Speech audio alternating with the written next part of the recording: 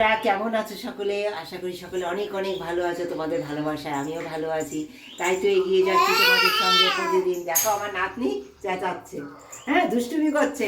আমি রেসিপি করছি না, খুব মজা পায়, কিন্তু অনেক ছোট, দুষ্টুমি করে এরকম।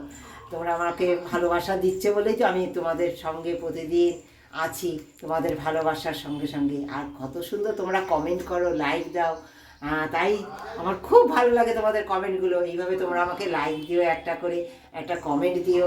যারা সাবস্ক্রাইব করনি অবশ্যই আমার পাশে থেকে একটা সাবস্ক্রাইব করে দিও।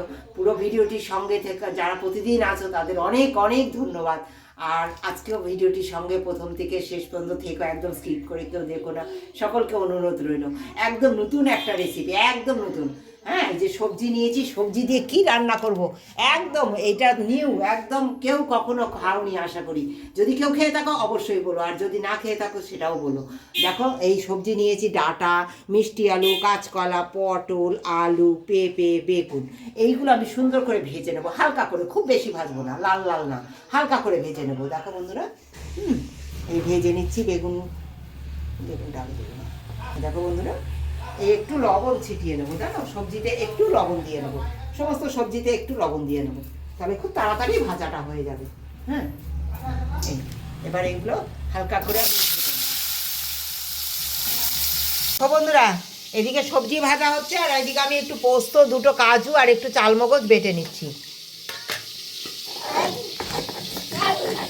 দেখো বন্ধুরা, সমস্ত সবজি এই যে হালকা করে ভেজে নিয়েছি।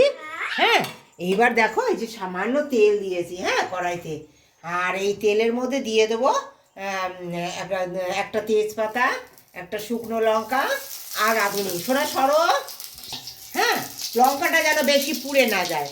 হ্যাঁ, কারণ এটা এমন একটা রেসিপি হতে চলেছে যেটা কোনো কিছু বেশি পুড়ে গেলে বা বেশি ভাজা হয়ে গেলে সে স্বাদটা অবশ্যই নষ্ট হয়ে যাবে। তাই খুব সিম আজে রান্নাটা করতে হবে। হ্যাঁ বন্ধুরা, এই রাঁধুনিটাও খুব বেশি একেবারে পুড়ে যাবে না, জাস্ট একটু গন্ধ বেরোলেই হয়ে যাবে। হ্যাঁ, তেজপাতাটাও খুব বেশি পোড়ানো যাবে না। এই যে হয়ে গেল, সম্পূর্ণ হয়ে গেছে। এবার দিয়ে দেবো এই যে আদা বাটা। বন্ধুরা, আদা বাটা দেখো বন্ধুরা, এবার দিয়ে দেবো জল, কারণ এই যে শুকনো মশলাটা দেবো না, এই যে ধনে জিরে সামান্য সামান্য, তোমাদের সবজি অনুসারে তোমরা মশলাটা অবশ্যই দিও। আমি আদাটা দিয়েছি, দেখেছো 1.5 চামচ। আমি আমার সবজি তোমরা দেখেছো, এই যে ভাজা করে দেখো এতটা সবজি হয়েছে। হ্যাঁ, তাতে তোমরা দেখেছো কতটা আদা দিয়েছি। তোমাদের সবজি যেরকম থাকবে সেই অনুসারে তোমরা অবশ্যই মশলা ইউজ করো। হ্যাঁ, আর দেখো এবার এই ধনে জিরেটাও দিয়ে দেবো, কাঁচা গন্ধটা একটু গেছে। দিয়ে দেবো সামান্য চিনি। হ্যাঁ, সামান্য চিনিও এর সঙ্গে দিয়ে দিয়েছি। এই মশলাটা একটু কষে যাবে, তারপরে আমি যে পোস্ত বেটে রেখেছি, সামান্য চালমগজ আর দুটো বাদাম, এইটা দেবো আমি। তোমরা আমার সঙ্গে থাকো, আশা করি তোমাদের খুব ভালো লাগবে। একদম নতুন একটা রেসিপি। দেখলে আমি এই মশলাটা বাটছিলাম পোস্তর সঙ্গে, কি কি সেগুলো সমস্ত বাটা হয়ে গেছে, সুন্দর মিহি করে তোমরা বেটে নেবে। এটা দিয়ে আমি আবার একটু সুন্দর করে কষিয়ে নেবো।